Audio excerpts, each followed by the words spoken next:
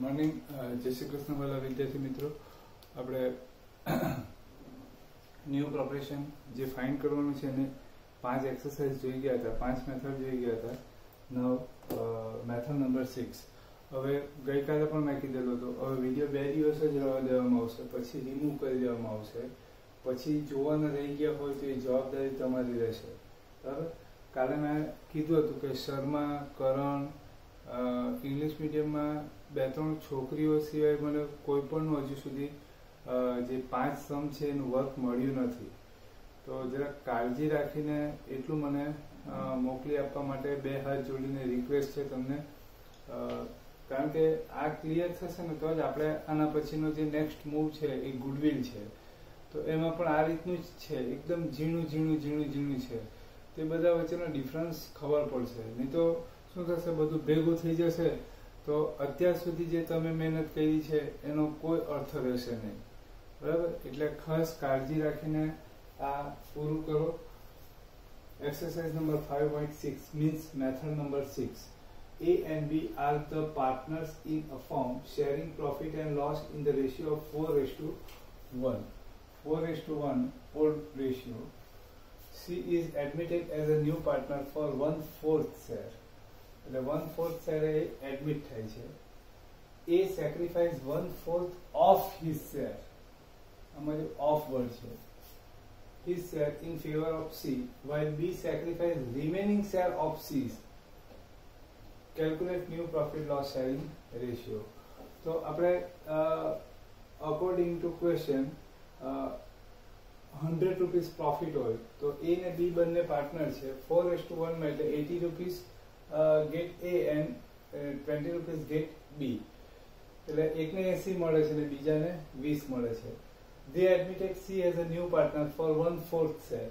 એટલે C ને લોકો એડમિટ કરે છે ને 1/4 શેર એને આપવાનો છે. એટલે 100 ની અંદરથી 1/4 એટલે 25 રૂપીસ કોને આપવાના છે?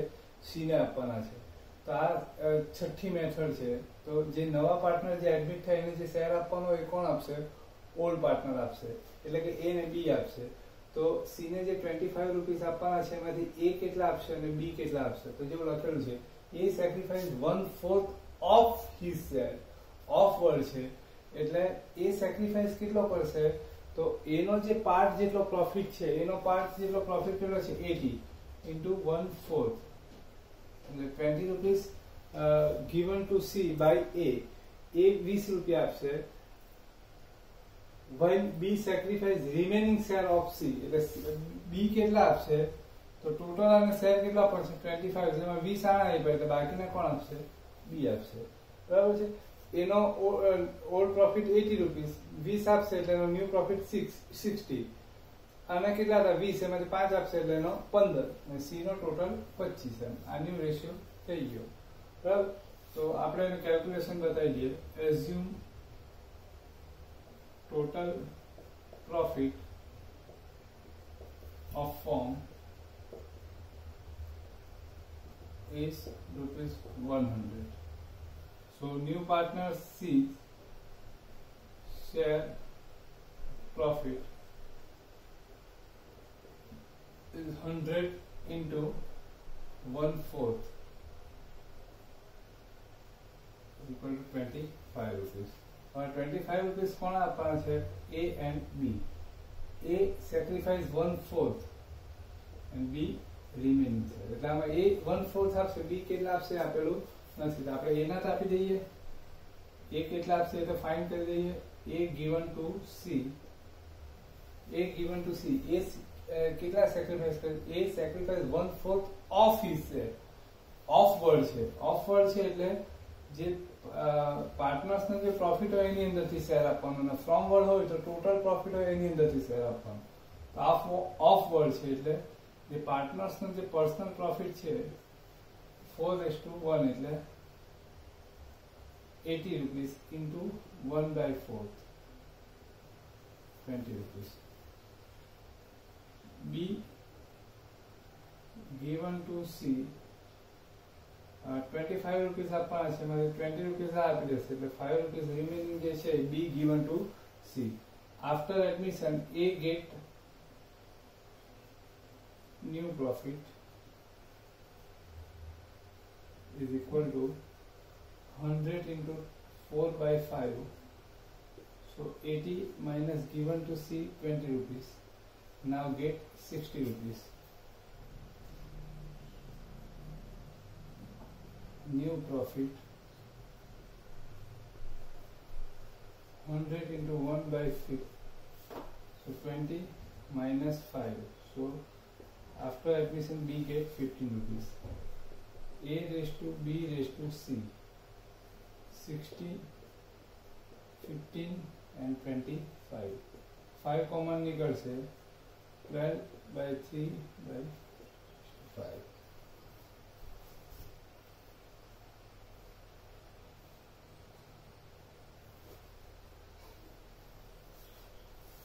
Next, A and B are partners sharing in the ratio of 3:2. They admitted C for 1/5 of his of the profit, out of which he takes 1/20 from A and remaining share from B. આમાં જો from word છે, okay, પહેલા આપણે total profit assume કરી લઈએ. Assume total profit of firm rupees 3:2 છે એટલે 100 rupees assume કરી લે 100. So partner C share of profit is equal to 100 into 1/5. So 20 rupees partner C no share છે. હવે આપણે શેર કોણ આપશે? A and B. A given to A sacrifice which he takes 120 from A, એટલે A sacrifice 120, remaining share from B. A given to C. હવે આ from word છે, from word છે એટલે ટોટલ પ્રોફિટ ની અંદર થી, એટલે 100 રૂપીસ છે એની અંદર થી 125 રૂપીસ. આમાં શું છે? ઓફ વર્ડ છે, એટલે જે ટોટલ પ્રોફિટ છે એમાંથી આપણે જે ઓલ્ડ પાર્ટનર છે એનો આપણે શેર કાઢ્યો ને પછી એની અંદરથી ન્યુ પાર્ટનર્સ ને શેર આપ્યો. જે ફ્રોમ વર્ડ હોય એટલે ટોટલ પ્રોફિટ ની અંદરથી ન્યુ પાર્ટનર્સ ને શેર આપવાનો. બરાબર, આ આપણે એક્સરસાઇઝ નંબર 5.4 ને 5.5 માં જોઈએ. બરાબર, remaining share from B. B given to C.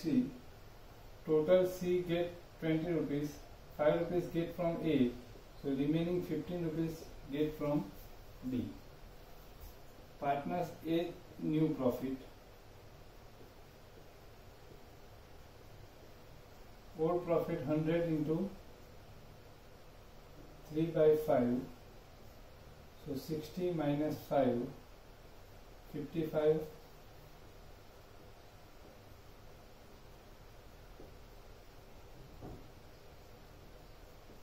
100 into 2/5,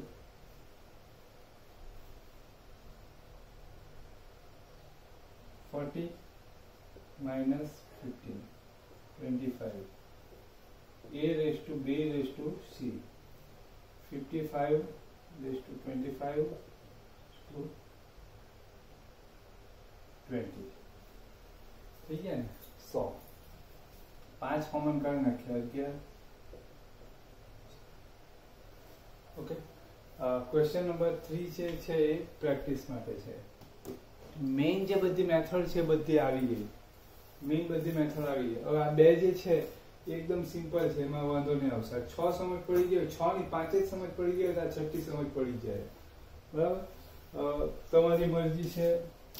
boys નું એક પણ હોમવર્ક આવ્યું નથી. બરાબર, તમારું ધ્યાન રાખવાનું. જો આ એક યોગી વાળાનો એક પબ્લિશર છે, એમણે એક નવી બુક લોન્ચ કરી છે, એની અંદર પણ આટલી ઇઝી મેથડ નથી.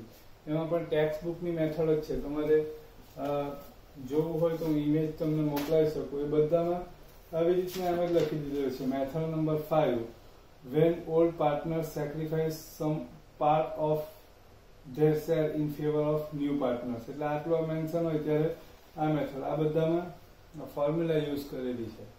બરાબર. એટલે મેથડ નંબર 1 2 3 4 5 એમ લખેલું છે, બધાના આખા અલગ અલગ છે. જ્યારે આમાં એકદમ ફંડામેન્ટલ જો તો 6 એક્સરસાઇઝ આવી ગઈ, બધામાં 90 to 95% એકદમ સિમિલર છે, એક જ બેઝ પર છે, પ્રોફિટ એઝ્યુમ કરવાનો છે. આ બુકની મેથડ તમે જોઈ લેજો, અમુકમાં એઝ્યુમ કરવાનું છે, અમુકમાં એઝ્યુમ નથી કરવાનું. બરાબર. પછી તમને જો તમારી મરજી, હું 2 દિવસમાં તે વિડીયો પછી કાઢી નાખીશ. બરાબર છે. કારણ કે એ મેથડ પછી લીક થાય એમ, અને એ ગુડવિલ છે અમારી, એટલે પછી તમારું રહી જાય તો એ પછી જવાબદારી તમારી થશે. બરાબર. તમને નહીં સમજ પડે તો અમે 10 વખત સમજાવવા માટે છે, પણ આવી રીતનું તમને 2 દિવસથી મેં કીધેલું હતું. કદાચ 1-2 બોયઝનું મળ્યું હોય ને બાકીનાનું ન મળ્યું હોય તો કદાચ સમજી શકાય, પણ એક પણ બોયઝનું હજી સુધી મળ્યું નથી. જે રેગ્યુલર જેનું મળે છે, શર્મા છે, બરાબર છે. કરણ, તું બેટા ખાસ ધ્યાન રાખ. હજુ આપણે સ્કૂલ પછી એક જ વખત વાત થઈ છે, મીટિંગમાં પણ મળાયું નથી. સો બી કેરફુલ. બરાબર. આ લખી લેવાનું ને નહીં સમજ પડે તો મને ફોન કરીને પૂછી લેજો.